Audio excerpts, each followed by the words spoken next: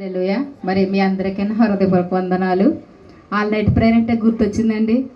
మరి మొన్న 14వ తారీఖు ఆల్ నైట్ ప్రేయర్ జరిగితే తేలు నుండి దేవుడు నన్ను రక్షించాడు.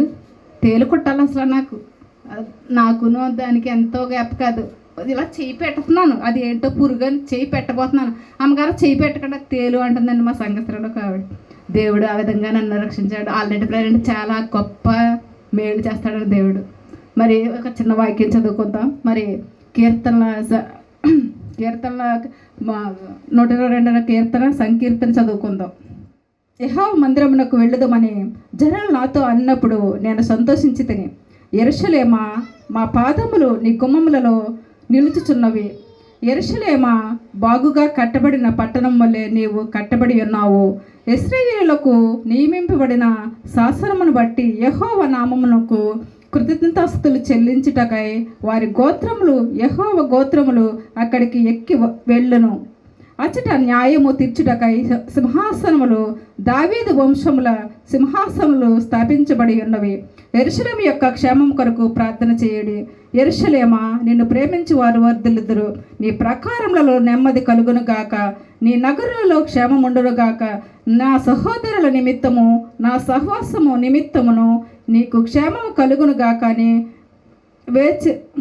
వేసెదను. మన దేవుడైన యెహోవా మందిరము నిమిత్తము నీకు మేలు చేయు ప్రయత్నించదను. దేవుడు పరిశుద్ధ వాక్యం దీవించును గాక. ఆమేన్. వాక్యం చదివిన పాస్టర్ గారు ప్రత్యేకమైన వందనాలు. మా పాస్టర్ గారు ఉన్నారండి ఇక్కడ. ఈ సమయంలో వాక్య నిమిత్తము మా పాస్టర్ గారు వచ్చి ప్రార్థన చేస్తారు.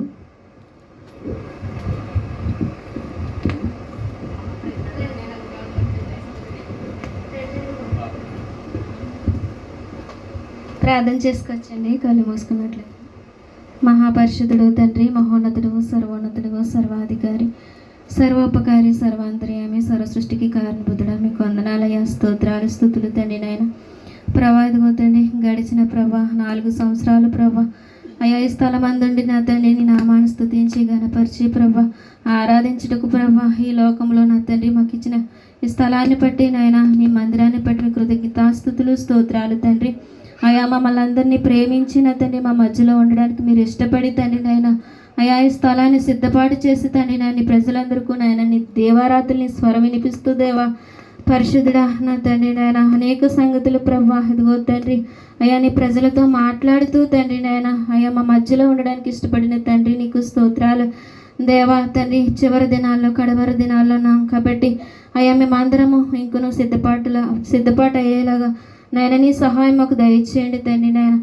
దేవా సంఘం ఏర్పటి వారి ఎడల మా ప్రవర్తనతో నా తండ్రి నాయన ఇదిగో ప్రభా నీ నామాన్ని గణపరచడానికి కృప దయచేయండి, సహాయముని దయచేయండి అయ్యా తండ్రి. వాక్యముతో తండ్రి నాయన నిత్యము మమ్మల్ని మేము ప్రభా తండ్రి నాయన సరి చూసుకుంటూ తండ్రి నాయన దేవా నీ నామాన్ని కనపరచడానికి తండ్రి నశించిపోతున్న వారందరి కొరకు ఈ స్థలంలో ఉండి ప్రార్థించుటకు మీ కృప, మీ బలము, మీ శక్తి మాకు దయచేసి అయా మీరు ముందుకు నడిపిస్తారని అయా ఇంతవరకు తండ్రి ఆరాధన ద్వారా తండ్రి పాటల ద్వారా మీరే మహిమ పొంది ఉన్నారు అయా. మీరు మాకు చేసిన ప్రతి మేలును ప్రభా నైనా నీ ఎదుట నా తండ్రి బిడ్డలు వివరించి ఉన్నారు ప్రభా.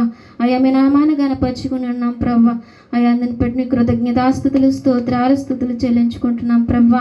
అలాగే తండ్రి నాయన మమ్మల్ని ప్రేమించిన తండ్రి ఈ స్థలాన్ని ప్రభా అయా ప్రభాలోకి ప్రతి ఒక్క బిడ్డని మీరు నడిపించి ఈ స్థలమంతా మేము అందరము కలిసి నీ నామాన్ని గణపరచుటకు మాకు ఇచ్చిన కృపను బట్టి మీ కృతజ్ఞతాస్తుతులు, స్తోత్రాలు చెల్లించుకుంటున్నాం ప్రభా.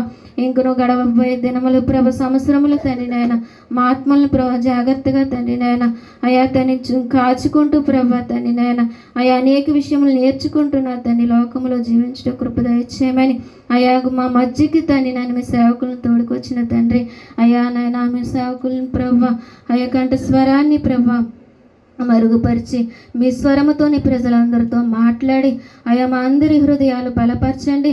మీరు అక్కడికి సిద్ధపరచమని వేడుకొని తండ్రి అయా ఇక్కడ కూడి చేరి వచ్చిన ప్రతి సేవకుల్ని నీ పనివారిని సువార్థికులను విశ్వాసులు అందరిని దీవించి ఆశీర్వదించి బలపరచమని మరి ముఖ్యంగా గ్రామం అంతటిని కూడా జ్ఞాపకం చేసుకోమని అయా తండ్రి ఇక మందిరం చుట్టుపక్కల ఉన్న ప్రతి కుటుంబాన్ని దీవించి ఆశీర్వదించి బలపరచమని నిత్యము మహిమ ఘనత ప్రభావం మీరు పొందుకుంటారని యేసయ్య పరిశుద్ధ నామాన్ని అడిగి వేడుకొని పొందుకొంచున్నాం మా పరమ తండ్రి.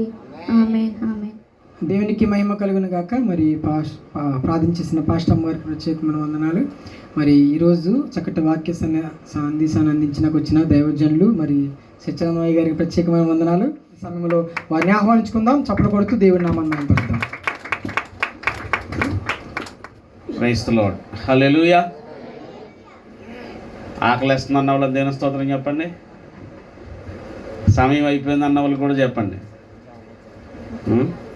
లేదు, మీరు అందరూ హోల్ నైట్ ప్రేయర్లో ఉండేలాగా ఉన్నారు.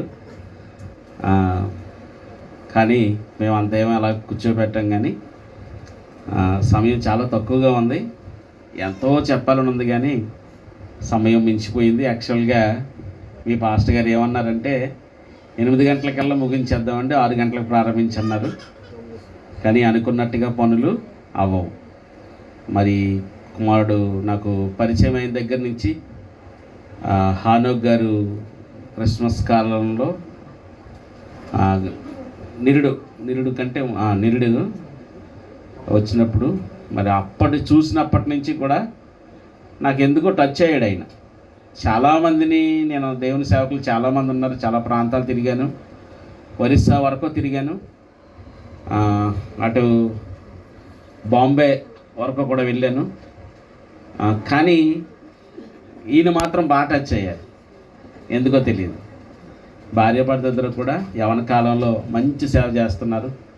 నేను చాలా సంతోషిస్తూ ఉన్నాను వీళ్ళని బట్టి. అలాగే చాలా టెన్షన్స్ ఉన్నప్పటికీ కూడా ఈరోజు మా ఐజక్ అలాగే విజయ్ గారు ఆత్మీయులు వాళ్ళిద్దరూ దేవుని కార్యాలు కళ్ళారా చూసినటువంటి బిడ్డలు. విజయ్ గారి జీవితంలో గొప్ప సాక్ష్యం. పేట వాయిస్తున్నారు కదా, విజయ్ గారికి మంచి సాక్ష్యం ఉంది. పేట వాయిస్తున్నారు అనుకుంటున్నారు కానీ ఆయన మంచి సాక్ష్యం. అలా ఐజాక్ గారు కూడా మంచి సాక్ష్యం ఉంది. వాళ్ళిద్దరు కూడా మంచి ఆత్మీయులు. మేమందరం ఆత్మీయులతోనే సహవాసం కలిగి ఉంటాం. ఈరోజు అప్పటికప్పుడు పిలిచాను. చాలామంది ఆర్కెస్ట్రా వాళ్ళు ఏమంటారంటే ఇప్పుడు చెప్తే ఎలా వచ్చేస్తామంటారు. కానీ బ్రదర్స్ ఇద్దరు కూడా ఇప్పటికిప్పుడు పిలవగానే మరి వచ్చినందుకు వారికి కూడా వందనాలు తెలియజేస్తూ, అలాగే మా కుటుంబం అంతా వచ్చాం. మా కుమార్తె రాలేదు కానీ నాకు కుమార్తె కుమారుడు కోడలు కూడా వచ్చారు. కుమార్తె అల్లుడు రాలేదు, వాళ్ళకి డ్యూటీ ఉండడం వల్ల.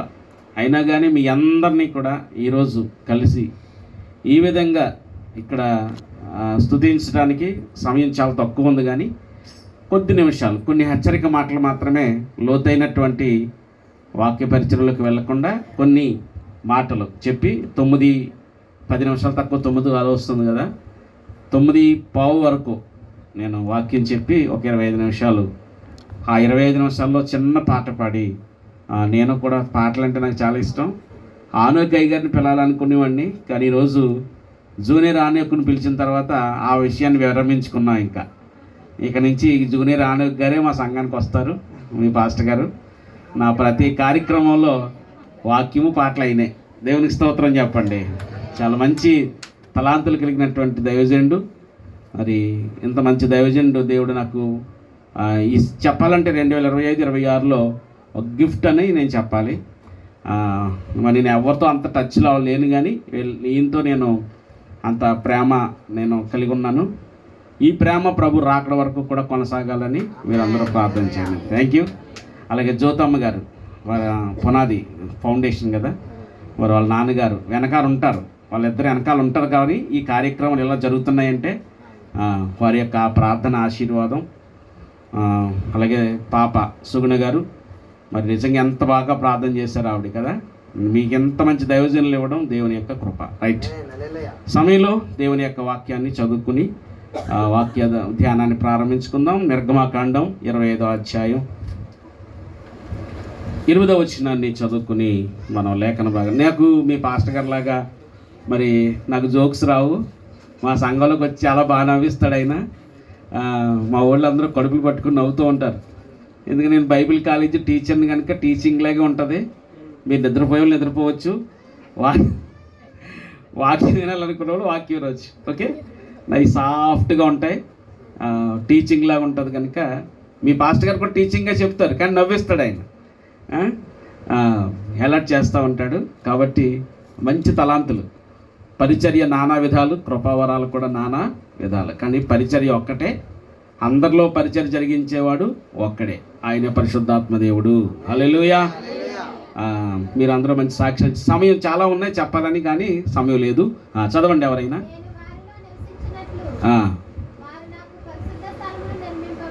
చాలు, ప్రార్థన చేసుకుందాం. మహాపరిశుద్ధుడును ప్రేమ కలిగిన మా ప్రియ పరలోకపు తండ్రి, చదవబడిన వాక్యం అనేది చదువుని బిడ్డ నీ బిడ్డ, వినుచున్న ప్రజలు నీ ప్రజలు 4 సంవత్సరాలు బిడ్డల పరిచర్య జీవితంలో దొరికిపోయాయి. మునుపటి కంటే అత్యధికమైన మెలుల చేత మీరు నింపబోతున్నందుకు 5వ సంవత్సరం అడుగుపెట్టినందుకు మీకు స్తోత్రాలు నాయన. దేవా, దీన దశలో ఉన్నప్పుడు నువ్వు మమ్మల్ని జ్ఞాపకం చేసుకున్నావు. దీన స్థితిలో నుంచి ఈ స్థితి తీసుకొచ్చావు. నీ రాకడ, నీ ప్రణాళిక, నీ రాకడ ఆలస్యం అయ్యే కొలది నీ కుమారుడి పట్ల నీ ప్రణాళిక నెరవేర్చండి.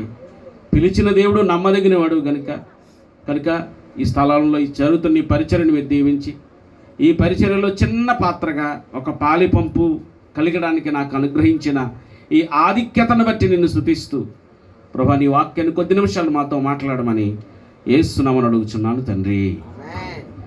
ఈ సమయంలో ఈ సందర్భానికి అవసరమైనటువంటి ఒక పాట నాకు జ్ఞాపకం వస్తూ ఉంది. ఆశీర్వాదాయి గారు, కీర్తిశేషులు, సువార్త గాయకులు ఆనగాయి గారి పాటలు కూడా నాకు చాలా ఇష్టం. చెక్కుమయ్య నన్ను నీ పోలికలో, చాలా నాకు ఇష్టమైన పాట. అదే ఆరాధనలో పాడారు కదా, నా యేసుని సన్నిధిలో ఎంతో ఎంతో హాయి. నాకు అది ఇష్టమైన పాటలు అవి. అలాగే నా ప్రాణమా యెహోవాను అనే పాట కూడా చాలా, యెహోవాను సన్నుతించమని ఏదో పాట ఉంటుంది, ఆ పాట కూడా చాలా, అయ్యగారి పాటలు చాలా ఇష్టం. శ్రీయేసుని కర్మ కూడా చాలా ఇష్టం, పాడుతూ ఉంటాను. సరే, నేను ఆశీర్వాద అయ్యగారి యొక్క పాట పాడదాం. Okay, F major.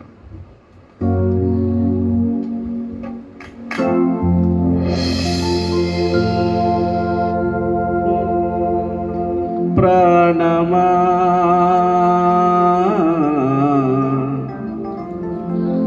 ఎందుకే తొందరా, ప్రాణమా ఎందుకే తొందరా,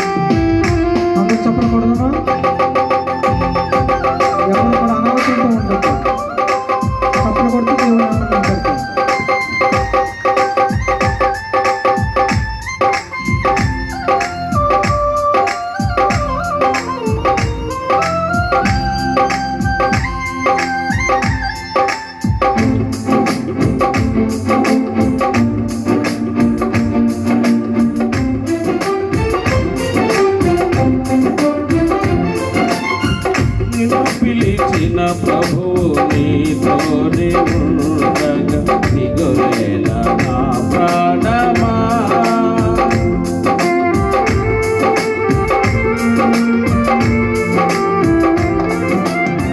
నిన్ను పిలిచిన ప్రభువు మనతోనే ఉండగా భయమేలా నా ప్రాణమా. కృంగిన సమయాన నన్ను లేవదీసి, కృంగిన సమయాన నిన్ను లేవదీసి ఆదరించును ప్రాణమా, ఆదరించును యేసువే ప్రాణమా. ఎందుకే తొందర ప్రాణమా,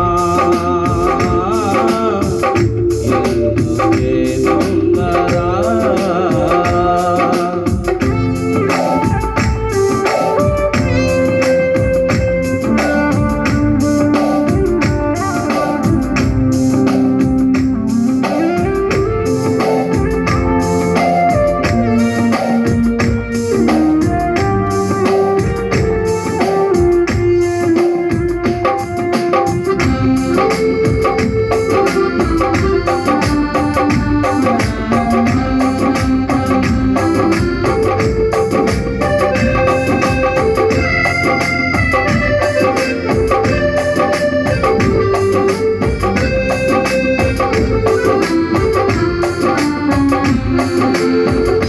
నమ్మకమైన నీ దేవుడు నెమ్మది నిచ్చును ప్రాణమా.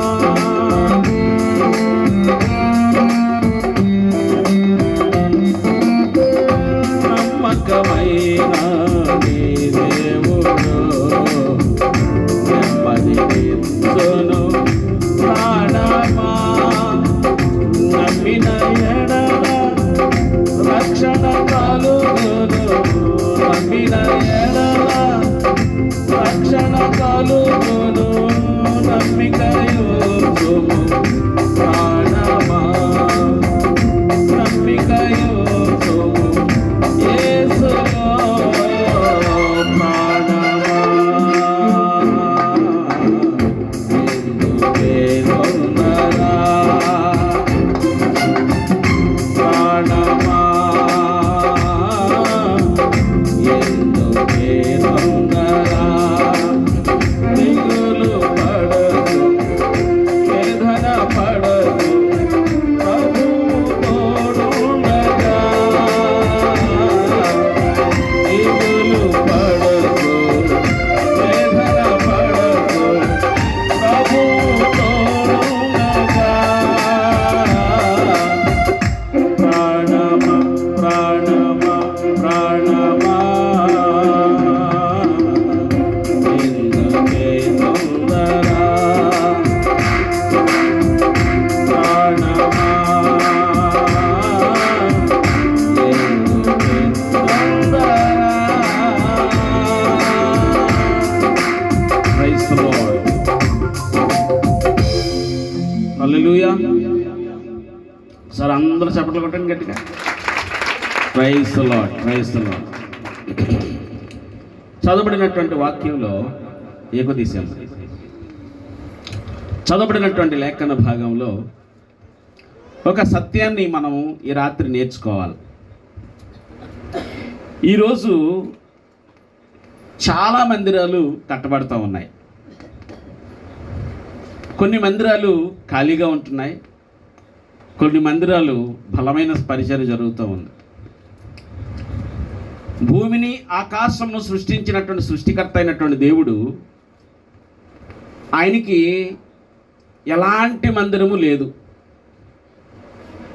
ఆదికాండం నుండి మనం చదువుకుంటే నిర్గమాకాండం 25 అధ్యాయం వచ్చేంత వరకు కూడా అక్కడక్కడ భక్తులు అబ్రహాం గారు కానీ, ఎనోష్ గారు కానీ, ఇలాగా నోవహు గారు కానీ వాళ్ళు ఏం కట్టారు ఆ రోజుల్లో అంటే బలిపీఠాలు కట్టి ప్రార్థన చేశారు. దేవునికి స్తోత్రం. హల్లెలూయా. యెహోవా నామమున ప్రార్థన చేయటం ఎనోషు గారి కాలంలో ప్రారంభించబడినప్పుడు భూమికిని ఆయన అన్నారు, ఆకాశం నా సింహాసనము, భూమి నా పాదపీఠం అన్నారు. అందుకని ఆయనకి ఎలాంటి మందిరం కట్టాలా? అప్పటికే ప్రపంచంలో మత ఆరాధనలు, మతాలు విస్తరిస్తూ ఉన్నాయి. అప్పటికే అనేకమైనటువంటి ఆలయాలు కట్టబడతా ఉంటే దేవునికి మాత్రం ఎలాంటి ఆలయం లేదు. దేవుడు ఏర్పరచుకున్నటువంటి జనాంగమైనటువంటి ఇశ్రాయేలీ ప్రజలు, వారు ఐగుప్తు దేశములో బానిసత్వం నుండి విడిపించబడి దేవుడు వారికి వాగ్దానం చేసినటువంటి పాలు తేనెలు ప్రవహించే కానాను దేశానికి ప్రయాణం అవుతూ ఉన్నప్పుడు ప్రభువు ఒక ప్రత్యక్షతను ఇచ్చాడు వాళ్ళకి. ఏంటా ప్రత్యక్షత అంటే, నేను వారి మధ్య నివసించాలి అన్నాడు. ఎవరి మధ్య? ప్రజల మధ్య. ఎందుకంటే మహాగణుడు మహోన్నతమైన స్థలములలో నివసించేవాడు, దివారాత్రులు పరిశుద్ధుడు పరిశుద్ధుడు పరిశుద్ధుడని దూతకోటి సమూహము చేత స్తుతినందుతున్నటువంటి దేవుడు, ఆయన కోరిక ఏంటంట? మన మధ్యకు రావాలి, మనతో నివసించాలని ఆయన కోరికట. స్తోత్రం చెప్పండి. అందుకని ఆయన అన్నాడు, మోషే ఒక పరిశుద్ధ స్థలము కట్టండి అన్నాడు. ఇప్పుడు ఏం చేయాలి? ఇంజనీర్లు లేరు ఆ రోజుల్లో. ఉన్నారో లేరో? ఉన్నా కూడా భూమి ఆయన పాదపీఠము, ఆకాశం ఆయన సింహాసనము కనుక ఆ దేవునికి ఎలాంటి మందిరం కట్టాలో ఏ ఇంజనీర్ కూడా ప్లాన్ ఇవ్వలేడు. అందుకని ఆ మందిరం యొక్క పరిశుద్ధ స్థలం యొక్క నమూనా మోషే గారికి ఎవరిచ్చారయ్యా అంటే పరలోక తండ్రి ఇచ్చాడు. స్తోత్రం చెప్పండి. మందిరం ఎలా కట్టాలి, ఎన్ని భాగాలు ఉండాలి, ఎంత పొడవు ఉండాలి, ఎన్ని మూరలు ఉండాలి, ఏ కర్రతో కట్టాలి, ఆ కర్ర మీద ఏం పోత పొయ్యాలి, అన్ని నమూనా కూడా ప్రభువే మోషే గారికి ఇచ్చారు. మనం నిర్గమాకాండం అంతా చదువుకుంటే అక్కడ ఆ నమూనా కనపడుతుంది. అలాగే వాడ నిర్మాణం కూడా నోహో గారికి ఎవరిచ్చారు? ప్రభు ఇచ్చాడు. అందుకని ఆయన ప్లాను, ఆయన నమూనా ఏ ఇంజనీర్కి కూడా అర్థం కావటం లేదు. ఇప్పటికీ కూడా అరారావతి కొండ మీద ఆ మంచు గడ్డల్లో నోవహు గారి యొక్క ఓడ ఇప్పటికీ భద్రంగా ఉంది. దేవునికి స్తోత్రం. అలాగే ఇశ్రాయేలీయులు ఐగుప్తు దేశంలో నుంచి పాలు తేనెలు ప్రవహించే కానాను దేశం వచ్చిన తర్వాత ఆ ప్రయాణంలో దేవుడిచ్చినటువంటి ఆ మందిరమును మోసుకుంటూ వెళ్ళేవారు కదా. మజిలీలు చేసుకుంటూ. ఇప్పుడు ఓఎన్జీసీ వాళ్ళు చూసారా మీరు ఎప్పుడన్నా? ఓఎన్జీసీ వాళ్ళకి ఇల్లులు ఉంటాయి. ఏం చేస్తారు? అవి ఎక్కడ త్రవ్వకం జరిగితే అక్కడికి ఆ ఇల్లులు మోసుకుని వెళ్ళిపోతారు. దేవునికి స్తోత్రం. అలాగా దేవుని మందిరాన్ని ఏం చేశారు వాళ్ళు? కహాతీయులు అనేవాళ్ళు మందిరం యొక్క ఉపకరణాలు, మందిరాన్ని మోసుకుని వెళ్ళే బాధ్యత, పరిచర్య వాళ్ళకి దేవుడు అప్పగించాడు. ఇశ్రాయేలీ ప్రజలు స్థిరపరచబడ్డారు. అప్పటికి ఆ ప్రత్యక్ష గుడారం సిలోహులో, అనగా ఇశ్రాయేలీలకు రాజధాని అయినటువంటి సిలోహులోనే ఆ మందిరం ఉండేది. ఆ తర్వాత దావీదు దేవుని మందిరాన్ని కట్టాలా అనుకున్నాడు, కానీ కట్టనివ్వలేదు. సొలొమోను గారు పర్మనెంట్ మందిరం కట్టాడు. స్తోత్రం చెప్పండి. ఈ నమూనా ఎప్పుడు ఇవ్వబడింది అంటే, ఏ నమూనా? దేవునికి పరిశుద్ధ స్థలము కట్టాలి అనే నమూనా ఎప్పుడు ఇవ్వబడిందంటే క్రీస్తు పూర్వం 1526 నుండి 1406 సంవత్సరం లోపు ఇవ్వబడింది. అప్పుడు మనం పుట్టామా? పుట్టలేదు. ఈ లోకం పుట్టిందా? కొన్ని దేశాలు మాత్రమే పుట్టాయి. అప్పటికి ఈజిప్షియన్ నాగరికత ప్రపంచంలో అభివృద్ధి చెందుతుంది. మెస్పోటోమియా నాగరికత కూడా మెల్లమెల్లగా అభివృద్ధి చెందుతుంది. ఈ తరుణంలో క్రీస్తు పూర్వం 1526 సంవత్సరంలో నుండి 1406 సంవత్సరం లోపు దేవుని సేవకునికి మధ్య దేవుని మందిరమునకు కూర్చున్నటువంటి డిస్కషన్ జరిగింది. అప్పుడు దేవుడు ఇచ్చాడు నమూనా. దేవునికి స్తోత్రం. అది ఎందుకంటే మీ మధ్య నేను నివసించడానికి అని. మోసే గారికి 1526 నుండి 1406 సంవత్సరంలో నమూనా ఇచ్చాడేమో కానీ చల్లింగలో నేను నడకుదురు రామలింగేశ్వర కాలనీలో శ్యాము జగత్ పునాది వేయబడక ముందే ఇక్కడ మందిరం కట్టబడుతుందని దేవునికి ముందే తెలుసు. దేవునికి స్తోత్రం చెప్పండి. హల్లెలూయా. నేను అనుకునేవాడిని లెక్చరర్ అవ్వాలి, మంచి ఉద్యోగం చేసుకోవాలనుకునేవాడిని. ఇప్పుడు ఆయన వదిలేస్తే రోజుకో 2000 సంపాదించుకోగలడు. ఎలా చేస్తున్నాడంటే ఈ యానివర్సరీ నాకు బ్లైండ్ కార్యక్రమం గురించి చెప్పినప్పుడు నాకు కళ్ళని నీళ్ళు వచ్చినాయి. అప్పటి నుంచి మరీ దగ్గర అయిపోయి నా కుర్రోడికి నేను మీ అయ్యగారికి. దేవునికి స్తోత్రం చెప్పండి. హల్లెలూయా. అయ్యగారు నేను పనికి వెళ్ళి ఈ కార్యక్రమం చేశాను అన్నాడు. నిజంగా అంటే ఎదురుగా మనిషిని పొగడకూడదు, కానీ నేను సాధారణంగా పొగడను, దేవుని స్తుతిస్తాను. అలాంటి ఆ త్యాగశీలమైనటువంటి మనసు, త్యాగపూర్వమైనటువంటి దేవుని కొరకు అలాగ త్యాగం చేయటం వల్ల ఆయన పరలోకంలో ధనం కూర్చుకుంటున్నాడు. స్తోత్రం చెప్పండి. ఆయనకు సహకరించిన మీరు కూడా భూమి మీద మీరు బ్యాంక్ బ్యాలెన్స్ వేసుకోకపోవచ్చు, కానీ పరలోకంలో దేవుడు మీకు మంచి మెప్పిస్తాడు. స్తోత్రం చెప్పండి. సరే, ఈ నమూనా ఇచ్చినటువంటి దేవుడు ఎందుకు ఆయన ఇచ్చాడు అంటే ఆయన ఎక్కడ ఉండడానికి ఇష్టపడ్డాడంట? మన మధ్య నివసించాలని ఇష్టపడి ఒక నమూనా ఇచ్చాడు. అది పర్మనెంట్ మందిరంగా కట్టబడింది. ఇప్పుడు క్రొత్త నిబంధన పరిచర్యలో సువార్త పరిచర్య అభివృద్ధి చెందుతున్న కొలది గ్రామానికి ఒక మందిరం కట్టబడింది, పట్టణానికి ఒక మందిరం కట్టబడింది. ఇప్పుడు ఈ సువార్త ఒక వ్యాపారం అయిపోయి ఈదుకు 4 మందిరాలు కట్టబడతా ఉన్నాయి. కానీ ఏ మందిరం దేవుని చిత్తం అనేది ఎవరికి తెలుసు అంటే దేవునికే తెలుసు. కానీ ఒక్కటి చెప్పగలను, ఎక్కడ ఈ మందిరం కట్టడం మీ వల్ల కాదు, దేవుడే దీన్ని కట్టించాడు. హల్లెలూయా. ఇది దేవుడే కట్టించాడు.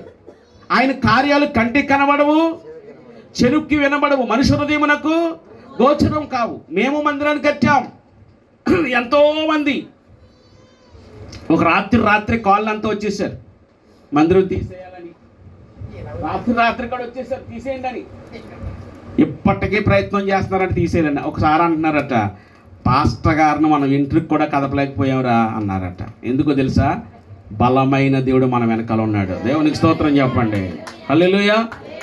ఆయన రాకడ వచ్చేంతవరకు ఆయన పరిచయం జరుగుతూ ఉంటుంది. సువార్తని ఎవరు ఆపలేరు, సువార్త ద్వారాన్ని ఎవరు మూయలేరు. ఎందుకంటే అది దేవుని శక్తి, మనుషుల శక్తి కాదు. ఇది దేవుని పని జరుగుతుంది ఇక్కడ. సరే, ఇప్పుడు మన ఆశ ఏంటంటే మరి ఆ మందిరాల్లోనే నివసిస్తాడా? ఈ మందిరంలో కూడా ఏమన్నాడు? మత్తయి సువార్త 18వ అధ్యాయం 20వ వచనంలో ఏమన్నాడు? ఏలయనగా ఎక్కడ నా నామమున 2 లేక 3 కూడి ఉంటారో వారి మధ్యన నేను ఉంటాను. అంటే ఇక్కడ కూడా ఇప్పుడు ఏమన్నాడు?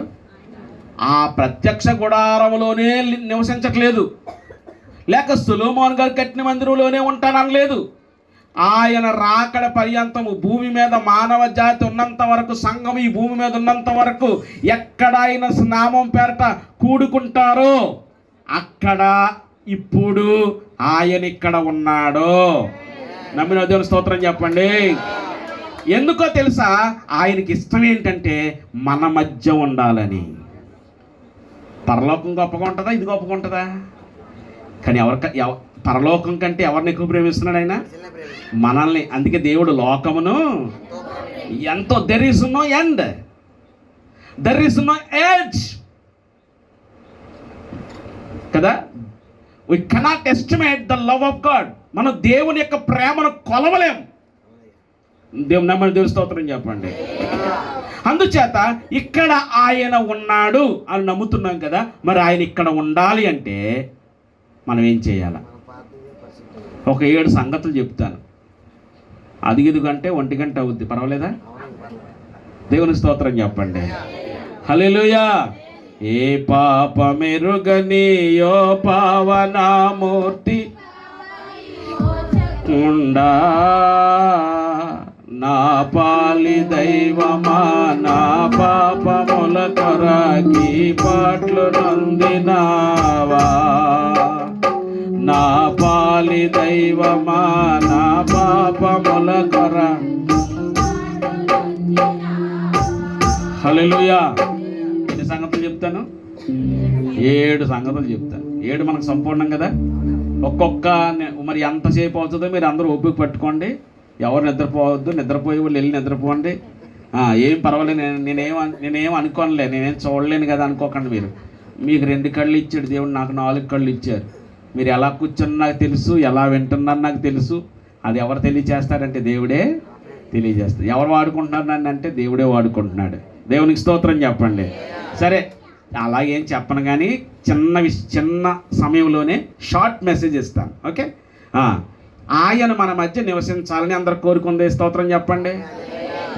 వాగ్దానం చేసిన దేవుడు నమ్మలేదు. మరి ఆ వాగ్దానం మన జీవితంలో నెరవేరాలంటే మనం కూడా ఏం చేయాలి? ఆయనకు అనుకూలంగా ఉండాలి. మరి ఎలా అనుకూలంగా ఉండాలి? మొట్టమొదటి విషయం 122వ కీర్తన 1వ వచనంలో చదువుకున్నాం కదా. దేవుని మందిరమునకు పోవుదుమని జనులు నాతో అనినప్పుడు నేను, అంటే మందిరానికి ఎలా రావాలా? సంతోషంగా రావాలి, ఆనందంగా రావాలి. మా చిన్నప్పుడు పరిగెట్టేసేవాళ్ళు పీటలెట్టుకుని. ఎక్కడికి? చర్చికా? ఇది సినిమాలు వేసేవారు, నేను పరిగెట్టేసేవాడిని వాళ్ళతో పాటు. ఏ సినిమాలకి? వేసేసారు, పరుగు పరుగు పరుగు. దేని కొరకు? చీకట్లో. అప్పుడు ఇంత కరెంట్ లేదు, ఇంతలా ఈ స్ట్రీట్ లైట్లు లేవు. ఇది సినిమాలు వేస్తే చాలు పరిగెట్టేసేవాళ్ళు. మా చల్లంగిలో ఒక సినిమా హాల్ కట్టారు, పాపయ్యమ్మ సినిమా హాల్ అని ఉండేది. ఆ రోజుల్లో ఆటోలు కానీ ఏమీ ఉండేవి కాదు. ఇంచుమించు ఒక 6 కిలోమీటర్లు ఉంటుందేమో అక్కడికి. ఈ చల్లంగి నుంచి అక్కడ నడిచి వెళ్ళిపోయేవారు. దేనికి? అదే మందిరానికి రమ్మంటే ఎలా వస్తారు? ఒక వారం వచ్చి నీరసంగా వస్తారు. కానీ దావీదు అలా వెళ్ళాడంట, సంతోషంతో వెళ్ళాడంట. కాబట్టి మనం కూడా ఎలా రావాలా? ఆనందంగా రావాలి. స్తోత్రం చెప్పండి. హల్లెలూయా. చూడండి, అత్తగారింటికి ఏమో నీరసంగా వస్తుంది, అమ్మగారింటికి సంతోషంగా వెళ్ళిపోతుంది. అలాగా చాలామంది ఏం చేస్తారంటే ఎక్కడికైనా చాలా ఉత్సాహంగా వెళ్తారు, కానీ మందిరానికి మాత్రం పాటలు అయిపోయి కొంతమంది వస్తారు, అలాగా ఇలా కొంతమంది వస్తారు. కాబట్టి దేవుడు మన మధ్య నివసించాలంటే మనం ఎలా రావాలి? మందిరానికి సంతోషంగా రావాలి. యేసు ప్రభువు వారు లేస్తారని ఆమె ఎప్పుడు వెళ్ళింది? మగ్దలేని మరియా పెందరకడి వెళ్ళిపోయింది. చాలా చురుగ్గా వెళ్ళింది, కానీ ప్రభువుని చూడగలిగిందా? చూడలేదు. కానీ నువ్వు మందిరానికి ఆనందంగా వస్తే ఆయన ఇక్కడ ఉంటానన్న ప్రభు నువ్వు చూస్తాడు, నువ్వు ఆయనను చూస్తావు, ఆయన నీతో మాట్లాడతాడు. స్తోత్రం చెప్పండి. హల్లెలూయా. కాబట్టి నేను ఎక్కువ ఎక్స్ప్లెయిన్ చేయట్లేదు, కానీ నేను సింపుల్గా చెప్తున్నాను. రెండో విషయం, ఆయన మందిరంలో ఆయన నివసించాలంటే ఆయన మందిరంలో ఏముండాలో తెలుసా? ప్రార్థనాత్మతో రావాలి. ఎలా రావాలి? ప్రార్థనాత్మతో రావాలి. మీరు చెప్పారు ఇందాక, సహోదరు ఎవరో చెప్పారు, ప్రతిరోజు మమ్మల్ని అయ్యగారు స్తుతులు చెల్లిస్తాం ఇక్కడ అని, స్తుతులు ధూపం వేయిస్తామని కదా. అన్న రెఫరెన్స్ ఇస్తున్నాను చూడండి. 2వ అంశానికి 1 సమూయేలు గ్రంథం 1వ అధ్యాయం 10 నుంచి 16 వచనాలు మీరు చదువుకుంటే అక్కడ అన్న ఏం చేసింది? దుఃఖాక్రాంతురాలై వచ్చి ఎక్కడికి వచ్చింది? మందిరాన్ని. దేని కొరకు వచ్చింది? పిల్లల కొరకు ప్రార్థన చేయడానికి. ఏదో సమస్య. రాజులు వచ్చారు, మందిరంలో ప్రార్థన చేశారు, విజయాలు పొందారు. రోగులు వచ్చారు, మందిరంలో ప్రార్థన చేశారు, విజయాలు పొందారు. మరి అనేక సమస్యలతో వస్తారు. దేవుని మందిరంలో ఏం చేయాలి? మనం నిత్యము ప్రార్థన ఉండాలి. అందుకే ప్రభు ఏమన్నాడు? నా మందిరము సకల అన్యజనులకు ప్రార్థనా మందిరం అన్నాడు. కాబట్టి నువ్వు అభివృద్ధి చెందాలంటే కేవలం ఆలయంకి వస్తే సరిపోదు, నువ్వు ప్రార్థన ఆత్మతో రావాలి. మందిరానికి వచ్చినప్పుడు ప్రార్థన చేయాలనే ఉద్దేశంతో రావాలి, దేవునితో మాట్లాడాలని రావాలి. మందిరంలో మనతో దేవుడు మాట్లాడతాడు, కానీ మనము కూడా దేవుణ్ణి ఏం చేయాలా? ఆమె ఏమని ప్రార్థన చేసింది?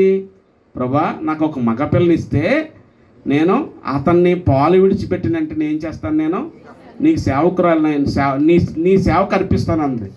అక్కడ ఏలీ గారు అనుకున్నారు ఈమె ద్రాక్షరసం తాగొచ్చిందేమో అనుకున్నారు. కానీ అప్పుడు అంటుంది, అయ్యా నన్ను పనికిమాలిన దానిగా నన్ను ఎంచొద్దు, యెహోవా సన్నిధిలో నా ఆత్మను కుమ్మరించుకున్నాను అంది. స్తోత్రం చెప్పండి. కాబట్టి దేవుని మందిరంలో నిత్యము ఏం ఉండాలా, ప్రార్థన అనేది ఉండాలి. అది మీకు నేర్పక్కర్లేదు, మీ పాస్టర్ గారు నేర్పుతున్నారు ఖచ్చితంగా. అది ప్రభు రాకడ వరకు ఆ ప్రార్థనను మీరు కొనసాగించండి. మీరు చేసే ప్రార్థన ఈ చుట్టుపక్కల వారిని కదిలిస్తుంది. స్తోత్రం చెప్పండి. ఈ గ్రామానికి క్షేమం ఇస్తుంది, ఈ దేశానికి క్షేమం ఇస్తుంది. ఎక్కడ ఉండాలి ప్రార్థన? మందిరంలో ఉండాలి. అందుకే లేవీకాండంలో 6వ అధ్యాయం 13వ వచనంలో ఏమంటాడంటే, బలిపీఠం మీద నిత్యం అగ్ని మండుచుండాలి అన్నాడు. అంటే అగ్ని అంటే ఏంటి? ఒక కుంపడ తెచ్చి ఇక్కడ పెడదామా? కాదు, నిత్యము ఏముండాలి ఇక్కడ? ప్రార్థనా ధూపం ఉండాలి. బిల్లీ గ్రహాం గారు శ్యామ్ లాంటి కొరడు వెళ్ళి అడిగాడంట, అయ్యగారు మీరు ఇన్ని వేల సభలు పెట్టడానికి, ఇన్ని వేల మందికి సువార్త చెప్పడానికి, ఇంత అభివృద్ధి చెందడానికి గల కారణం ఏంటి, మీ రహస్యం ఏంటి నాకు చెప్పండి, నేను కూడా నేర్చుకుంటానండి. ఎందుకంటే శ్యామ్కి ఆతృత ఎక్కువ నేర్చుకోవాలని. అందుకని అడిగితే 3 విషయాలు ఉన్నాయి, రాసుకోబిడ్డ అన్నాడట. మొట్టమొదటి విషయం ప్రార్థన అన్నాడట, 2వ విషయం ప్రార్థన, 3వ విషయం ప్రార్థన. కాబట్టి సంఘం ఆసక్తితో ఏం చేయాలా? ప్రార్థించాలి. సంఘం ఆసక్తితో ప్రార్థన చేస్తే ఏమని జరిగింది? సంఖ్యలు ఇదిపోయాయి. కాబట్టి మందిరానికి ఏ ఆత్మతో రావాలి? ప్రార్థన. ఏమి చేయక్కర్లేదు, ప్రార్థనా సహకారం ఉంటే మీ అయ్యగారు దేశాలు వెళ్ళిపోతాడు. నా మీద స్తోత్రం చెప్పండి. హల్లెలూయా. అనుకయ్య గారు గొప్ప అయినా, లేకపోతే ఇంకొక ఆయన గొప్ప అయినా కాదు, మీ దైవజనుడిని కూడా గొప్పగా వాడుకుంటాడు, మిమ్మల్ని గొప్పగా వాడుకుంటాడు. మీ సంఘంలో కూడా అనేక మంది సేవకురాలు లేస్తారు. దేనివల్ల?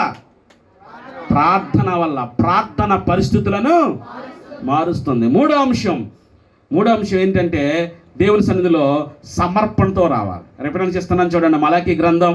మీరు రాసుకునే వాళ్ళు రాసుకోండి, లేకపోతే రికార్డ్ చేస్తున్నట్టున్నారు, మీకు తర్వాత పంపిస్తాను. యూట్యూబ్లో కూడా ఉంటాయి మెసేజ్లు, మీ అయ్యగారి మెసేజ్లు కూడా ఉన్నాయి. నా ఛానల్లో పాస్టర్ బి సత్యానందం అని కొట్టండి, వస్తుంది. ఓకే. మూడో అంశం ఏం చేయాలంటే సమర్పణతో రావాలి. ఆయన మన మధ్య నివసించాలంటే ఎవరో? ప్రభువు మన మధ్య నివసిస్తానని వాగ్దానం చేశాడు లేదా? వాగ్దానం చేశాడు. నమ్మేదో స్తోత్రం చెప్పండి. ఆయన మన మధ్య నివసించాలంటే మొట్టమొదటి ఏం చేయాలి? మందిరానికి ఎలా రావాలి? ఆనందంగా రావాలి. 2 ప్రార్థనాత్మతో రావాలి. 3 సమర్పణతో రావాలి. మలాకీ గ్రంథం 3వ అధ్యాయము 10వ వచనం చదివితే అక్కడ సమర్పణ ఎలా చేసుకోవాలో చెప్పాడు కదా. చదవడానికి టైం లేదు లేరా, అది మనందరికి తెలుసు కదా. నా మందిరుడు ఆహారం ఉన్నట్లు 10వ వంతు అందయు నా మందిరం నిధిలోనికి. కేవలం 10వ వంతు మాత్రమే కాదు, మీ సమయము సమర్పించుకోవాలి కదా, మీ దేహాన్ని సమర్పించుకోవాలి, మీ మనస్సును సమర్పించుకోవాలి, మీ తొలిచూలు బిడ్డలను సమర్పించుకోవాలి. సమర్పణ విషయంలో చూస్తే అయ్యగారు మీరు ఒక్కరే సువార్తకి వెళ్ళడం కాదు, ఈ సంవత్సరం నుంచి నేను కూడా మీతో పాటు సువార్తకు వస్తానని కూడా సమర్పించుకోవచ్చు.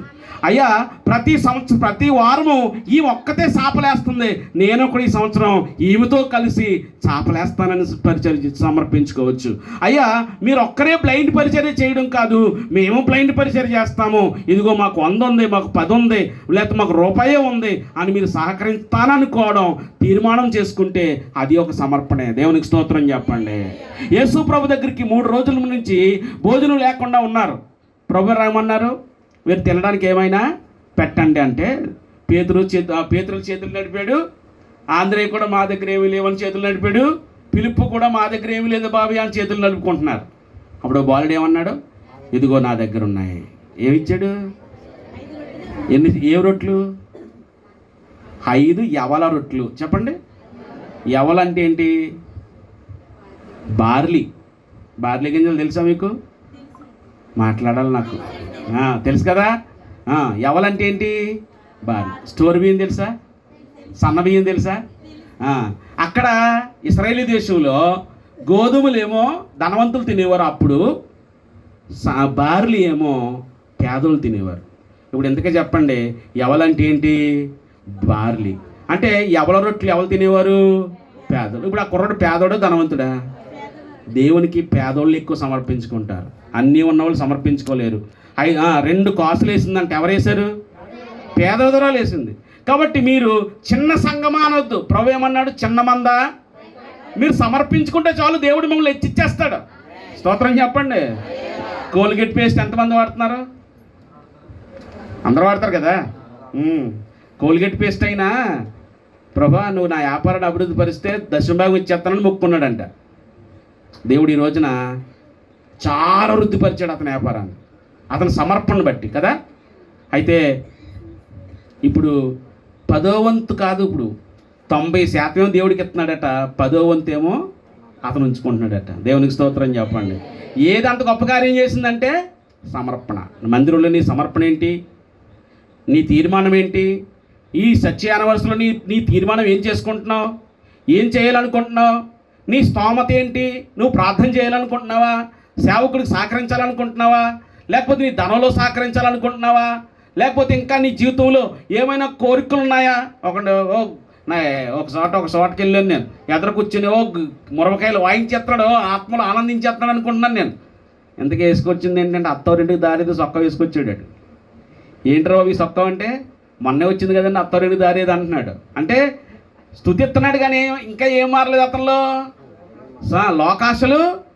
లోకాశలతో వస్తే దేవుడు నివసించాడు ఇక్కడ. స్తోత్రం చెప్పండి. అందుకే రోమిలకు రాసిన పత్రిక 12వ అధ్యాయం 1వ వచనంలో ఏమంటాడంటే మీ శరీరములను సజీవ యాగముగా మీరేమైనా దేవునికి అహిష్టమైనటువంటి కోరికలు ఏమైనా ఉంటే వాటిని కూడా తీసేసుకుని ఆయన పరిశుద్ధుడు కనుక మనం కూడా ఏం చేయాలి? పరిశుద్ధులుగా జీవించాలి. 4వ విషయం చెప్తున్నాను చూడండి, ఆయన సన్నిధిని అనుభవించాలి. చదవండి 25వ ఇది చదువుదాం. 25వ అధ్యాయం దా చదువుకున్నాం కదా, నిర్గమకాండం 25వ అధ్యాయం 22వ వచనం 22 25 స్పీడ్గా చదవండి. అక్కడి నిన్ను కలుసుకొని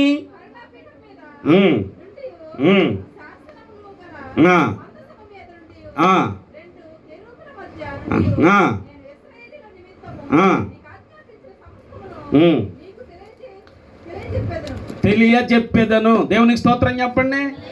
అంటే ఇక్కడ ఏం అనుభవించడానికి రావాలి? ఇక్కడికి దేవుని సన్నిధి, దేవుని ప్రసన్నత అనుభవించడానికి రావాలి. ఆరాధన జరుగుతుంటే ఎంత శక్తి దిగొచ్చింది దేవునిది కదా. పరలోక ఆనందం ఉందా లేదా? అనుభవించారా లేదా? అంటే ఇక్కడ ఆయన అంటే దావీదు ఏమన్నాడంటే నీ సన్నిధి నీ సంపూర్ణ సంతోషం కలదు, నీ కుడి చేతిలో నిత్యము సుఖం కలదు. ఆ లోకంలో టీవీ చూసినంత కాసేపే సంతోషం, ఆ సినిమాకి వెళ్తే కాసేపే సంతోషం. కానీ ఇక్కడికి వస్తే ఎవరి ప్రసన్నత అనుభవిస్తాం? దేవుని ప్రసన్నత అనుభవిస్తాం. దేవునికి స్తోత్రం చెప్పండి. మందిరానికి వచ్చి వ్యభిచారులు మారిపోలేదా? మందిరానికి వచ్చి త్రాగుబోతులు మారిపోలేదా? మందిరానికి వచ్చి చుట్టలు కాలుతున్న వాళ్ళు చుట్టలు ఇసిరేయలేదా? మందిరానికి వచ్చి నరహంతకులు మారిపోలేదా? దొంగలు మారిపోలేదా? ఎందుకంటే ఇక్కడ ఎవరి సన్నిధి ఉంటుంది? ఇక్కడ ఏమన్నాడు? నేను మిమ్ములను కలుసుకుంటాడట. స్తోత్రం చెప్పండారా. హల్లెలూయా. ఈ లోకంలో గొప్ప ఫ్రెండ్ ఎవరంటే మనకి దేవుడు. ఎవరిని కలుసుకోవాలి మనం? ఎమ్మెల్యే దగ్గరికి వెళ్ళడానికి అవకాశం దొరుకుద్దా మనకి? దొరకదు.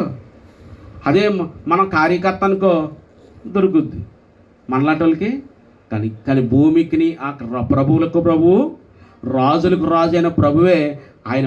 ఇది మందిరం కల్వర టెంపుల్ లాగా లేకపోవచ్చు, లేకపోతే కాకినాడ ఈ చుట్టుపక్కల ఈ నడకూతురులో ఉన్నటువంటి గొప్ప మందిరాల్లో లేకపోవచ్చు, మొదట్లో ఇక్కడ బరకమేసి ఉండొచ్చు. కానీ ప్రభు అవి చూడడం. ఇక్కడ ఎవరైతే ఆయన్ని కలుసుకోవడానికి వచ్చాడో వాళ్ళు ఖచ్చితంగా కలుసుకుంటాడు. ఆయన ఆత్మ చేత నిన్ను సంధిస్తాడు. నమ్మని స్తోత్రం చెప్పండి. హల్లెలూయా. అంటే మందిరం యొక్క ప్రాముఖ్యత అంత గొప్పది. ఆయన మన మధ్య నివసించాలంటే ఆనందంతో రావాలి. ఆయన మన మధ్య నివసించాలంటే ప్రార్థనాత్మతో రావాలి. ఆయన మన మధ్య నివసించాలంటే సమర్పణ కలిగి రావాలి. ఆయన మన మధ్య నివసించాలంటే ఆయన సన్నిధిని అనుభవించాలని రావాలి, లేక ప్రభువుని కలుసుకోవాలని రావాలి. ఏమన్నాడు? ఈ చర్చి 5వ యానివర్సరీలో ప్రభు నీకు ఇస్తున్న సంఘమా, మీకు ఇస్తున్న వాగ్దానం ఏంటంటే ఆయన ప్రతిరోజు మీరు ఎప్పుడెక్కడికి వస్తారో అప్పుడు ఖచ్చితంగా మమ్మల్ని కలుసుకుంటాడు ఆయన. స్తోత్రం చెప్పండి. హల్లెలూయా. కొంతమంది అంటారు మా దేవుడు మా ప్రార్థన వింటలేదేమో. ఏదు. ఆయనకి ఏ పక్షపాతం ఉండదు, నిన్ను కలుసుకుంటాడు ఇక్కడ. హల్లెలూయా. తర్వాత ఆయన సన్నిధిలో ఏం చేయాలి? 5వ విషయం చెప్తున్నాను చూడండి. ఐక్యత కలిగి ఉండడానికి రావాలి ఇక్కడ. హెబ్రీయులకు రాసిన పత్రిక 10వ అధ్యాయము 25వ వచనం చదవండి. హెబ్రీయులకు రాసిన పత్రిక 5వ అధ్యాయము 10వ అధ్యాయము 25వ వచనం. హలో, బే చదవాలా? హెబ్రీయులకు పత్రిక 10:25. ఎవరు తీయలేదా?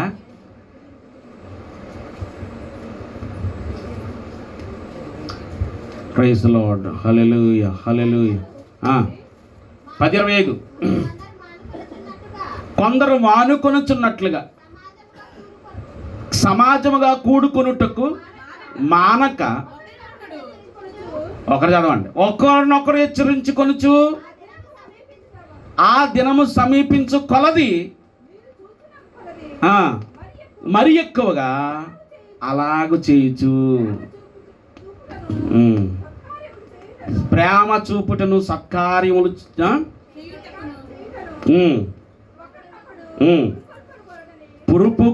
పురుకొల్ప కొనవలెనని ఆలోచింతుము. దేవునికి స్తోత్రం చెప్పండి. దేంతో రావాలి? సంఘంలో విభేదాలు అనేవి ఐక్యత కలిగి ఉండాలి. మందిరంలో ఏముండవు, కుల మతాలు ఉండవు, హెచ్చు తగ్గులు ఉండవు. దేవుడు ఏం చేస్తాడంట? అహంకారులను ఎదిరించి దీనులకు కృపను. పరిశుద్ధాత్ముడు ఎప్పుడు దిగొచ్చాడో తెలుసా భూమి మీదకి? అపోస్తులు అందరూ కూడా 120 మంది కూడా ఏక మనసుతో ప్రార్థన చేస్తేనే పరిశుద్ధాత్ముడు దిగొచ్చాడు. స్తోత్రం చెప్పండి. ఈ రోజున మనం పెట్టుకున్నాం, మీరు పెంతెకొస్తోళ్ళు, మీరు చర్చ్ ఆఫ్ క్రైస్ట్ వాళ్ళు, మీరు ఆల్లో ఏళ్ళలో, మీది ఈ సంఘం, మాది ఆ సంఘం. ఆ శ్యామగడు ఐక్యం పెట్టాడా? ఎలకనమ్మా అంటాడు అంటారా? అలాంటి సంఘాలు లేవా? అలాంటివి మనం పెట్టుకోకూడదు. సంఘంలో అందరం కూడా ఏం చేయాలంట? ప్రేమతో సత్కార్యాలు చేయడానికి ఒకరినొకరు ఏం చేయాలంట? పురుకొల్పుకోవాలి, ప్రోత్సహించాలి, ఐక్యత కలిగి ఉండడానికి రావాలి. ఈ సంఘంలో ఐక్యత ఉంటేనే సాతాను కూడా పారిపోతాడు. స్తోత్రం చెప్పండి. Where there is unity the devil will flee from us. దేవుడు మనతో ఉండాలి, సాతాను పారిపోవాలంటే ఏమీ చేయక్కర్లేదు. నీ తలకడ బైబిల్ ఎట్టుకక్కర్లేదు. కానీ నువ్వు సంఘంలో ఐక్యత కలిగి ఉంటే, ఒకళ్ళు అలాగా ఒకళ్ళ ముఖం ఇలాగా ఒకళ్ళ ముఖం అలాగా పెట్టుకుంటే దేవుని కార్యాలు జరగవు. కానీ ఐక్యత కలిగి ఉంటే సంఘంలో దేవుడు గొప్ప కార్యాలు ఇక్కడ జరిగిస్తాడు. దేవునికి స్తోత్రం చెప్పండి. ఎన్ని విషయాలు చెప్పాను? ఇంకా 2 ఉన్నాయి. అమ్మయ్య, బేగ అయిపోతే బాగుంది అనుకుంటున్నారు. దేవునికి స్తోత్రం చెప్పండి. హల్లెలూయా. ఆశ్చర్యకరుడు, ఆలోచనకర్త, నిత్యుడగు తండ్రి, సమాధానకర్త. ఆశ్చర్యకరుడు, ఆలోచనకర్త, నిత్యుడగు తండ్రి, సమాధానకర్త. మన వంటి గొప్ప దేవుడు ఎవరున్నారు ఇలాలో? మన సాటైన నీటైన దేవుడు లేనిలాలో. మన వంటి గొప్ప దేవుడు ఎవరున్నారు ఇలాలో? దేవుడు లేనిలాలో. హల్లెలూయా. ఆశ్చర్యకరుడు మన మధ్యలో నివసించాలంటే ఆనందంతో ఆయన మందిరానికి రావాలి, ప్రార్థనాత్మతో ఆయన మందిరానికి రావాలి, సమర్పణతో ఆయన మందిరానికి రావాలి, దేవుని అనుభవించడానికి లేక దేవుని కలుసుకోవాలని ఇక్కడికి రావాలి. దేవుని సన్నిధిని ఐక్యత కలిగి ఇక్కడికి, ఐక్యతతో జీవించడానికి ఇక్కడికి రావాలి. ఏమంటున్నాడు? కొందరు మానుకుంటున్నారంట. ఎక్కడ కూడుకోవడం? దేవుని మందిరంలో కూడుక. ఈ మధ్య ఆదివారం కూడా పెళ్ళిళ్ళు చేస్తున్నారు. చేయొచ్చా? కొంతమంది ఆదివారం మెచ్యూర్ ఫంక్షన్లు పెడుతున్నారు. పెట్టొచ్చా? మా సంఘంలో ఒకటే చెప్తాను, ఒకవేళ నువ్వు ఫంక్షన్ పెట్టుకో, నేను రాను. సంఘం ఎవరో రారు. ముందు రోజన్నా పెట్టుకో, లేకపోతే మందిరం అయిపోయే కన్నా సోమవారం అన్నా పెట్టుకో. కానీ ఆదివారం ఎవరి దినం? అది ప్రభు దినము. దేవునికి స్తోత్రం చెప్పండి. కాబట్టి ఐక్యత కలిగి ఏక మనసుతో ఉంటే దేవుడు ఖచ్చితంగా గొప్ప కార్యాలు ఏం చేస్తాడు? ఇక్కడ జరిగిస్తాడు. 6వ విషయం, కీర్తన 52లో 8వ వచనంలో ఏమన్నాడంటే, నేనైతే నా దేవుని మందిరంలో పచ్చని ఒలీవ మొక్క వలె ఉందును అన్నాడు. అంటే మందిరంలో ఫలభరితమైన జీవితం ఉంటుంది. అంటే ఆత్మీయతలు ఎదుగుతాం. చెప్పండి, ఎలాగ ఎదుగుతాం? ఆత్మీయతలో, అంటే వాక్యంలోను ప్రార్థనలోను ఎదగాల కదా. ఆ వరాలు ఉంటాయి ప్రభు దగ్గర. ఏముంటాయి? కృపావరాలు ఉంటాయి. ఆ వరాలు ఎక్కడ సంపాదించుకుంటామంటే మందిరంలో ఉంటేనే సంపాదించుకుంటాం. దేవునికి స్తోత్రం చెప్పండి. అందుకని దేవుడు ఏ వరంతో నిన్ను సంధిస్తాడో నాకు తెలియదు, నీకు తెలియదు.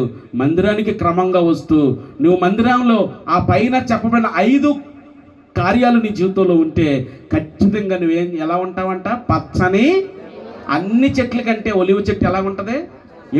ఎక్కువ కాలం బతుకుతుంది. యేసుక్రీస్తు ప్రభువారు గెత్సేమనే తోటలో ప్రార్థన చేసుకుంటున్నప్పుడు చూసిన ఒలివ చెట్లు ఇప్పటికే ఉన్నాయట. దేవునికి స్తోత్రం చెప్పండి. హల్లెలూయా. ఆ ఒలివ చెట్టు యొక్క నూనె, ఆకులు అన్నీ కూడా పనికొస్తాయి.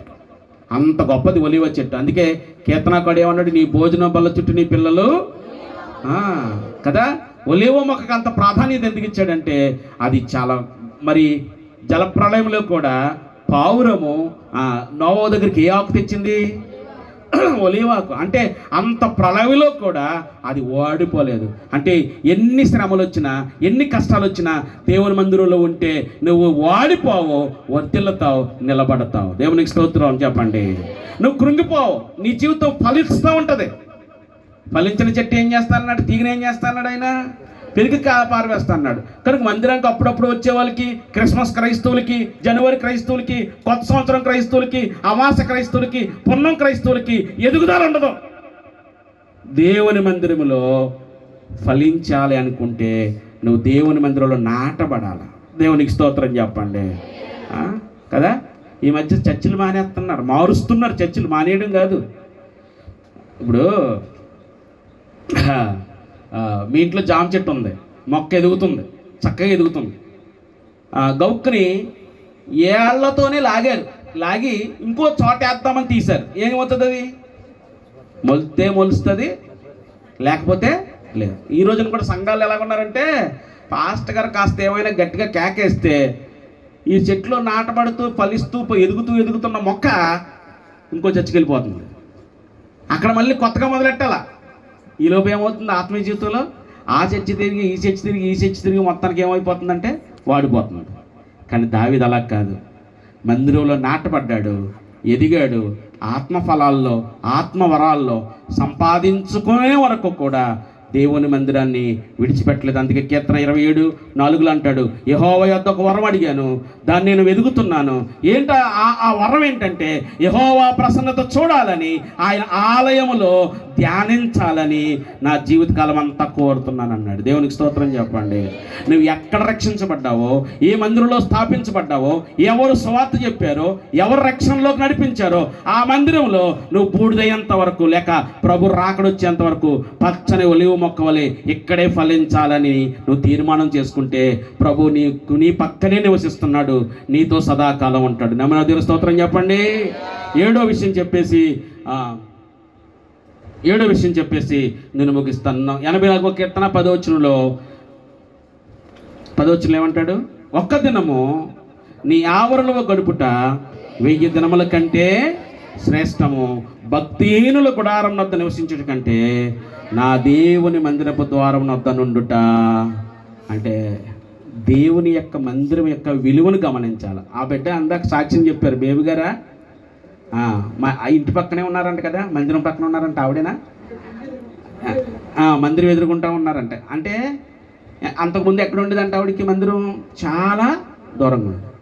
దేవుని మందిరం ఈ కాలనీలో ఉండటం ఈ కాలనీకి ఆశీర్వాదం. స్తోత్రం చెప్పండి. దేవుని మందసం ఓబేదేదోం ఇంట్లో ఉంటే ఏమైంది? ఓబేదేదోం ఆశీర్వదించబడిపోయాడు. అలాగే మందిరం ఎక్కడుందో, మందిరం ఏ ఇంటి పక్కన ఉంటుందో, ఏ వీధిలో ఉంటుందో ఆ ఇల్లు, ఆ వీధు ఆశీర్వదించబడిపోతుంది. మందిరం యొక్క విలువ అది కదా. ఈ ప్రపంచంలో వింత ఏంటి? తాజ్మహల్ కదా. ఎంత విలువైంది? చాలా విలువైంది. కొన్ని తాజ్మహల్ మీ ఇంటి పక్కన కట్టారనుకో, ఏమైనా విలువ ఉంటుంది నీకు? కానీ మందిరం నీ ఇంటి పక్కన ఉంటే నీ జీవితంలో విలువ. అందుకే ఏమంటాడు? ఒక్క దినం నీ ఆవరణలో గడుపుట 1000 దినముల కంటే శ్రేష్టము. కనీసం దేవుని మందిరం ద్వారం దగ్గర కూర్చుంటే ఆ పిచ్చాపేడ మాట్లాడుకునే కంటే దేవుని మందిరంలో కాసేపు కూర్చుంటే 1000 దినాల ఆశీర్వాదం అంటున్నాడు. దేవునికి స్తోత్రం చెప్పండి. హల్లెలూయా. ఈ లోకంలో చార్మినార్కి లేదు అంత విలువ, ఈ లోకంలో తాజ్మహల్కి లేదు అంత విలువ, ఈ లోకంలో ఏ కట్టడానికి లేవు. కానీ దేవుని మందిరం, అది పాకైనా, తాటేకైనా, బిల్డింగ్ అయినా, కల్వర్ టెంపుల్ అయినా, ఇంకో టెంపుల్ అయినా, ఏ టెంపుల్ అయినా 4 కర్రలేసి ఇక్కడ నిలబెట్టి ఆరాధన చేస్తున్న మా చల్లంలో పాస్టర్ గారు ఉన్నారు. ఆయన కళ్ళంలో ఆరాధన చేసుకునేవాడు, ఎవరో చోటు ఇవ్వకపోతే. కళ్ళం తెలుసా? చెట్టు కింద ఆరాధన చేసుకునేవాడు. అది కూడా దేవునికి మందిరమే. అందుకే మందిరం యొక్క విలువను మనం తెలుసుకోవాలా. దేవునికి స్తోత్రం చెప్పండి. కాబట్టి ఈ మందిరాన్ని ఎప్పుడూ కాపాడండి. ఈ మందిరం దేవుడు మీకు ఇచ్చాడు కనుక స్తుతించండి. దేవుని చిత్తమైతే అంచెలంచెలుగా మిమ్మల్ని ఏం చేస్తాడు? దేవుడు అభివృద్ధి చెందుతాడు. ఈరోజు రేకులు వేసారు, రేపు పొద్దున స్లాబ్ వేస్తారేమో, లేక కిందిళ్ళు పైన చర్చ కడతారేమో, ఎవరికి తెలుసు? మనం ఈ రోజుకి ఆలోచిస్తాం. దేవుడు అనాది సంకల్పం కలిగి ఉన్నవాడు. ఆయన ప్రణాళికలు అర్థం కావు. రాబోయే తరానికి మనకి క్షేమకరములే కానీ హానికరములు కావట. దేవునికి స్తోత్రం చెప్పండి. ఎన్ని విషయాలు చెప్పుకున్నాం? మొదటిది ఏం చేయాలి? మందిరానికి ఎందుకు? కాన్సెప్ట్ మర్చిపోకండి. ఆయన మన మధ్య నివసిస్తానని వాగ్దానం చేశాడు కనుక మనం ఎలా రావాలి? ఇక్కడికి ఆనందంగా రావాలి. 2 ప్రార్థనాత్మకతో రావాలి. 3 సమర్పణతో రావాలి. 4 ఆయన్ని కలుసుకోవడానికి రాలేదు, ఆయన సన్నిధి అనుభవించడానికి రావాలి. 5 అమ్మా ఐక్యత కలిగి ఉండడానికి రావాలి. 6 ఆత్మలో ఫలించడానికి రావాలి, లేకపోతే ఫలభరితమైన జీవితం కలిగి ఉండడానికి రావాలి. 7 మందిరం యొక్క విలువను గుర్తించాలి. అప్పుడు ప్రభువు మన మధ్య నివసిస్తాడు. మనందరూ ఇప్పుడు వెళ్ళిపోతాం, కానీ ఆయన మనస్సు, ఆయన దృష్టి ఇక్కడ ఎల్లప్పుడూ ఉంటుంది. దేవునికి స్తోత్రం చెప్పండి. హల్లెలూయా. అట్టి కృప, అట్టి ఆధిక్యత దేవుడు మీ అందరికీ, మనందరికీ అనుగ్రహించును గాక. May God bless you all. Thank you. అందరూ చప్పట్లు కొడదామా?